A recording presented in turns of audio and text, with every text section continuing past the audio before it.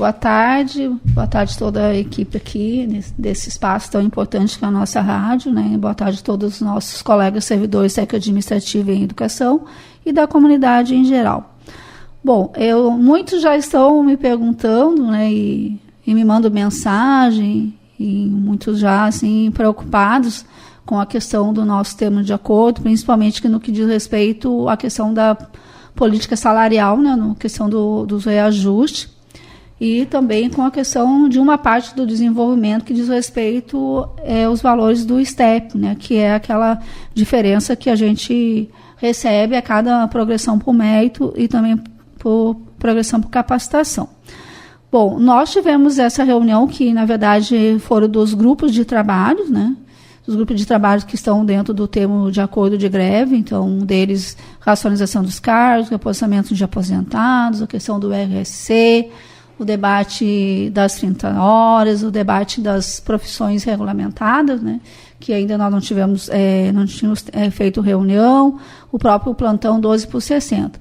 Mas é óbvio que antes de nós iniciarmos a discussão dessas pautas, a primeira pergunta que se fez, né, eu inclusive, né, fui abrir a reunião fazendo essa pergunta, era onde estava o nosso PL ou onde estava qualquer outra forma jurídica do nosso termo de acordo, uma vez que, passado o término da greve, nós não tínhamos nenhuma notícia de qual era a forma, qual o instrumento jurídico que iria ocorrer, né? O governo não tinha nos dado nenhum retorno, a gente teve algumas reuniões discutindo aqueles pontos que haviam sido retirados do PL, né? Porque a princípio seria um PL, e o próprio reposicionamento dos aposentados, a questão da aceleração por capacitação ali, que estavam retirando.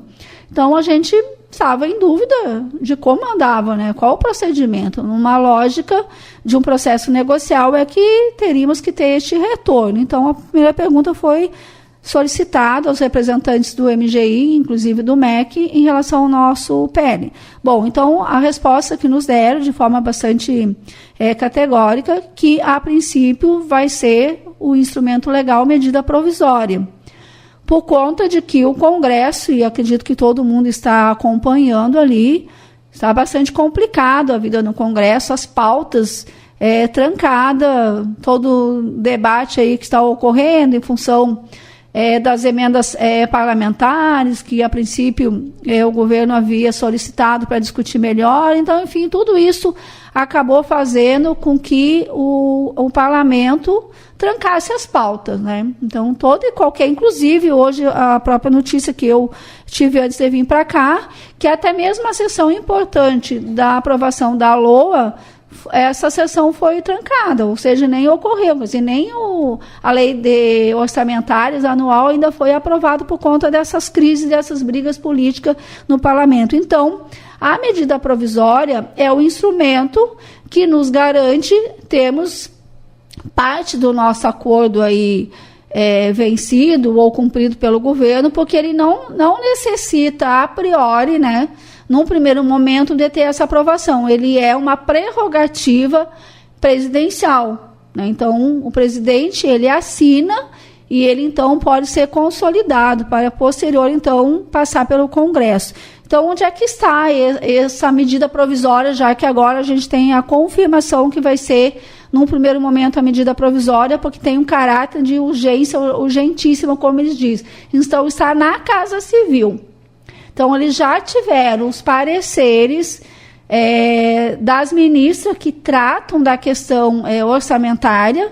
Então, tanto da ministra Esther e da ministra Tebet, elas já encaminharam para a Casa Civil com o parecer favorável, né? Porque antes de ir para a Casa Civil tem que passar por esse trâmite que dá conta de dizer que existe orçamento para essa previsão aí do nosso reajuste. Então, está na Casa Civil. Agora, o que é a nossa expectativa, né? A gente ainda teve toda essa complicação aí de saúde do presidente Lula. A nossa expectativa é que na semana que vem o presidente assine, né? Porque no momento que o presidente assinar, isso vai ser tramitado para a burocracia de implementação da folha, né? E após a assinatura, tem até 180 dias para que o Congresso aprecie e torne-se lei.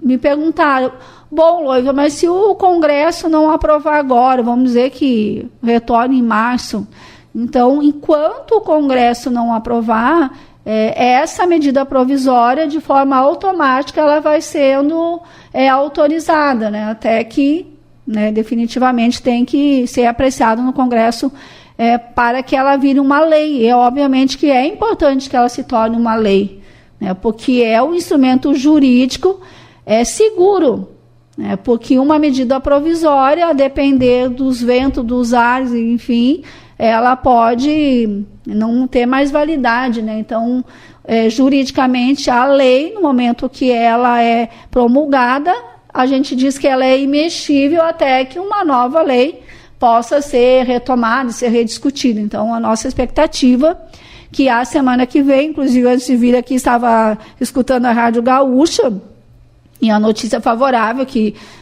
o presidente Lula não está mais na UTI, né? Então que pode já estar despachando, inclusive não necessariamente está lá no Planalto, mas até assim, à distância, vamos dizer, né, pode despachar.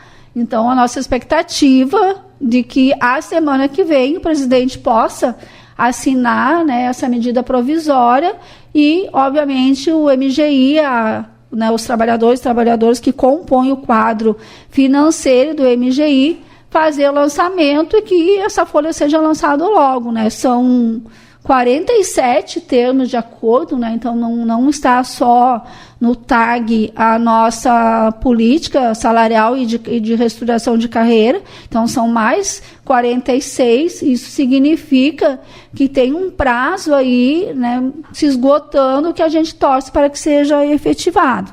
Então, vamos aguardar, vamos torcer que a semana que vem a gente consiga, né, ele assine para que a gente possa ter em fevereiro, que é na folha de fevereiro, correspondente a 1º de janeiro de 2025. Outra pergunta, uma outra dúvida que me fizeram, mas Loiva, se por acaso atrasar, tomara que não atrase, tomara que dê tudo certo semana que vem, como é que fica? O nosso termo de acordo corresponde a 1º de janeiro de 2025. Qualquer atraso que houver tem que ter retroatividade. Lá, se for implementado lá em março, vamos dar um exemplo, que tomara que isso não ocorra, tem que ser retroativo, os valores retroativos a 1º de janeiro de 2025. Já ocorreu isso. Eu lembro que o nosso Vale Alimentação, quando teve o aumento, a gente recebeu uma diferença também, né, por conta de atraso. Então, qualquer atraso tem que cumprir o que está no TAG. O TAG é 1º de janeiro de 2025. Se isso não ocorrer, é passível de processo judicial, porque tem que corresponder a esse mês. Então, qualquer coisa fora disso, a gente pode entrar com processo judicial para garantir a retroatividade em janeiro. Mas a gente acredita, vamos torcer, enfim, a gente está trabalhando enquanto faz UBRA, com parlamentares, né, principalmente no campo do governo aí, para que a gente consiga agilizar, e tomara que o presidente, né, pelo que a gente viu, o quadro melhorou, que ele possa assinar, e não assinando aí, teria que, né, dar posse aí, tomara que isso não aconteça de dar posse para o Alckmin. A gente espera que realmente o quadro esteja estável, como a gente viu na notícia aí na Rádio Gaúcha, que o presidente Lula assine essa medida provisória e a gente possa lá na folha de fevereiro receber essa parte do TAG, né, porque é uma parte do TAG, né, porque os demais pontos, né, eu vou estar aí conversando com vocês, que diz respeito às reuniões que nós tivemos dos grupos de trabalho, né, que são pontos, inclusive, que está no termo de acordo, mas não com previsão orçamentária para 2025. Algumas sim e outras já para 2026. A gente teve uma greve que passou de 100 dias, né, que culminaram nesses 47 acordos. Mas nessa última reunião que vocês tiveram com a MGI também foram falados outros pontos, né? Eu queria que tu trouxesse um pouquinho disso também, para além desse acordo específico sobre a tabela salarial. Né? Isso. Bom, além da tabela salarial, a gente tem a questão, né, do reajuste, que para 2025, só para lembrar, porque as pessoas às vezes nem lembram mais, né? Então, o que é a política salarial? É o reajuste já para janeiro dos 9%, e o STEP de 4%. O que é o STEP? É essa variação que a gente tem de uma progressão, tanto de capacitação como para o mérito, né? Então, que também teve esse aumento aí de 4%. E para 2026, então, que já entra na tabela junto, né, dentro do termo de acordo já está consolidado, o 13,5% e 4,1%. Além disso, né, já está a questão da progressão por mérito, né, que passou de 18 meses para 12 meses, então isso já está, né, nesse termo de acordo que está dentro da medida provisória, então isso aí está. Também está a correlação direta, que passa a ser toda a correlação do incentivo à qualificação, passa de indireta para direta, então isso aí também está dentro da medida provisória. E as demais pautas, né, as demais pautas do termo de acordo, ela se desenrolou dentro dos grupos de trabalho, né, em processo de regulamentações, que o prazo, né, se esgota agora, dia 20 de dezembro, portanto, esses prazos foram objeto de debate nos grupos de trabalho que nós tivemos agora. Não? Então, a gente teve... Quais são os grupos de trabalho que a gente teve discussão? Primeiro, uma pauta muito importante, muito especial, eu diria, para a categoria, e eu digo em especial a Santa Maria, porque a questão do reposicionamento de aposentado, a gente foi uma das universidades pioneiras, né, que a gente fez esse debate em âmbito do Conselho Universitário. Infelizmente, a gente acabou, depois de quase 12 anos, a gente perdendo. Então, isso foi uma das pautas discutida em âmbito do MGI, né, com o MEC no grupo de trabalho. Bom, esse tema, ele é um dos temas que o governo solicitou prorrogação.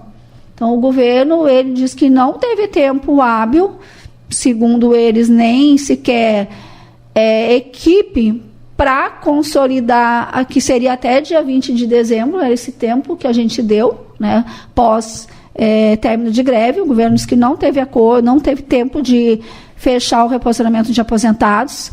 Também não teve tempo de fechar e discutir a questão da adesão daqueles servidores técnico-administrativos que estavam no PUCS e que ainda não migraram para o PCCETAI. Tem em número de 200, na verdade era 224 que o FORGEP nos forneceu esse número. O governo diz que é 202, 204. Então, essas novas adesões também estavam dentro do TAG, o governo não conseguiu fazer todo o levantamento. A questão da racionalização dos cargos também, né, não houve. E depois todo o debate da questão das profissões regulamentadas. A gente sabe que tem o debate dos assistentes social, a gente tem alguns cargos dentro da área da comunicação, a gente tem os tradutor de intérprete de Libras. Também o governo não conseguiu fechar esse debate. Um outro debate muito importante, solicitado, que as pessoas querem, a questão da discussão das 30 horas. Então, todos esses temas, o governo solicitou da mesa prorrogação de prazo. Então, solicitou 150 dias para que desse conta de todo este trabalho. Mesmo assim, a gente conseguiu forçar na mesa uma reunião ainda para janeiro. Então, no dia 23 de janeiro, a gente vai ter uma outra reunião. Por quê? A gente entende que tem alguns temas, que, por exemplo, a questão do reconhecimento de saberes e competência, que a gente tem um tempo mais elástico para debate, porque a implementação do reconhecimento de saberes e competência, ela não estava dada para 2025, ela está prevista para 2026, abril de 2026.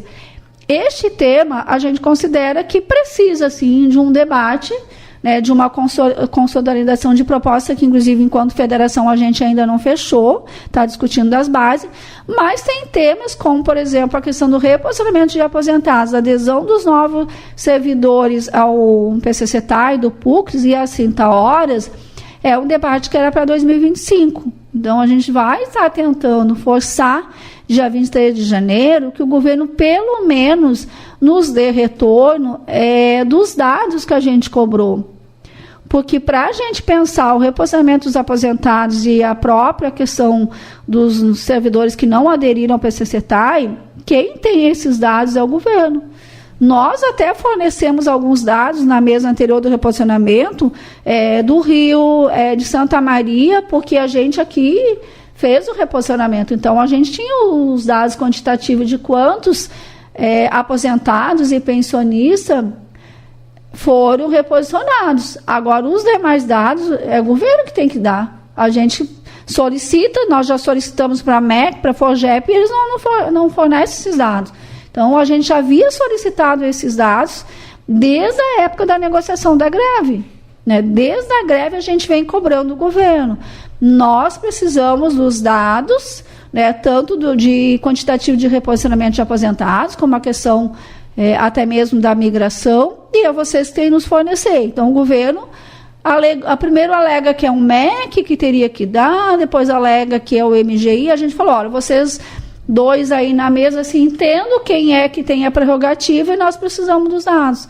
Então, inclusive, ficou, e nós vamos estar fazendo esse trabalho paralelo, a gente vai fazer uma tabela de correlação, né, por nível de classificação, né, do reposicionamento, só que a gente falou, nós precisamos dos dados de vocês. Nos passem esse dado que a gente vai ajudar. Se vocês não têm equipe aí para trabalhar, a gente se debruça enquanto faz UBRA, enquanto Comissão Nacional de Supervisão da Carreira, e a gente faz o trabalho.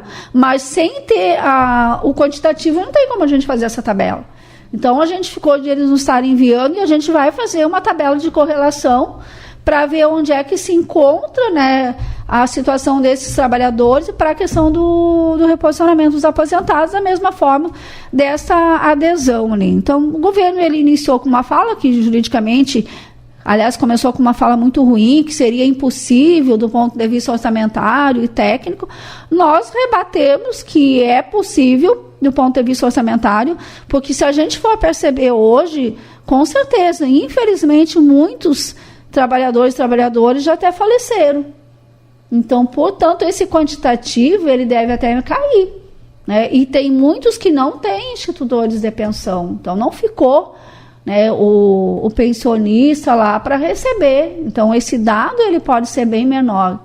E se a gente for pensar na nossa categoria, o que a gente tem de política salarial, eles inclusive disseram assim, mas se a gente fizer o reposicionamento para vocês, outras carreiras vão querer, os docentes vão querer, nós estamos falando de um TAG. Nós estamos falando de um termo de acordo que é da nossa carreira. Se os outros vão solicitar, bom, é problema dos outros. Mas, inclusive, eu falei, eu não acredito que as demais carreiras, talvez os docentes, a gente acredita e nem está no termo de acordo deles. A gente verificou que não está essa solicitação de reposicionamento. A gente sabe que houve problemas também. Mas as demais carreiras não estão na mesma situação do PCCetá. Então, esse argumento de que outras carreiras vão solicitar, ele não cabe. Porque não é uma realidade e não está no tag deles. E se está no nosso tag, vocês têm que dar conta daquilo que se firmou o acordo, né? Se fez o acordo de greve, né? Embora a palavra mágica está lá, viabilidade, lá, enfim, essa palavra tem nos incomodado bastante, mas, enfim, no orçamento ele não dá nem para comparar com as demais carreiras, que a gente for ver a política salarial, ela é muito elevadíssima, comparando com o PCCetá. Então, em relação ao reposicionamento, está dentro dessa situação. E aí também a questão do debate das 30 horas também, né? Que, no nosso entender, é uma visão que é política, porque ela não depende em tese de orçamento. Então, a gente tem que pressionar para o dia 23 que esses dados sejam ofertados e que as 30 horas tenham efetividade, porque ela não depende de previsão orçamentária. Bom, mas eu queria falar um pouco, pessoal, do reconhecimento de saberes e competência, né? Isso aí é importante. O que vai acontecer? Vai descer agora para as nossas bases toda a proposta, inclusive não só de critérios, como também de pontuação, porque a avaliação da plenária, que está muito acadêmico, que está bastante rígido, então a nossa base vai ter tempo de pensar as pontuações e pensar também critérios que não sejam tão rigorosos, inclusive também debatendo a proposta do RSC especial para os doutores, que o próprio governo falou que isso vai se dar no âmbito da Comissão Nacional e tem decisão de plenário, o próprio grupo de trabalho vai se debruçar, que aliás já estão hoje reunidos, né, discutindo a questão do reconhecimento dos saberes. E vamos torcer que a semana que vem o presidente Lula assine a nossa medida provisória para o nosso aumento. Então, esse tempo de prorrogação, ele não diz respeito à política salarial, então só diz respeito a essas outras pautas aí que não estavam na medida provisória, né? Ou no PL futuro que esperamos que seja aprovado. A greve acabou, mas a luta continua. Foi o tema, né, que foi dito lá, né? A greve acabou, mas a luta continua, e se a gente precisar fazer embate, estado de greve, para que o acordo seja cumprido, obviamente que nós vamos colocar a categoria novamente na luta, né?